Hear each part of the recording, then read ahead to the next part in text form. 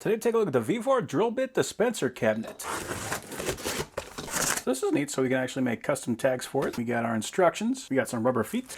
They actually put in some nice corner protectors on here.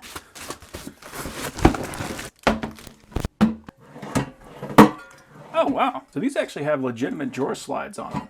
I really like that they have this thing already labeled, but if you decided you want to change it, maybe you want to make this into something else, you can do that too. They got big drops right there for the handle, so even people with fat fingers like me will still be able to get underneath there. Nice long slots in there too, so even if you have extra long drill bits, we'll still be able to fit that in here. I also like that they actually took the time to make sure that you got the fraction as well as the decimal. Most of the time they give you one or the other, but I find that when I have one, I end up having to look up the other, so nice that they put both of them on there. It has a very nice paint job on there. Like, this is some super thick paint, which is excellent because it's probably going to be in a shop environment, so that means this is going to be able to actually last. You can see the industrial quality assembly on there. There is no dents or dings anywhere on there, and I'm going to attach those rubber feet so that I don't got this thing sliding around anymore. There we go.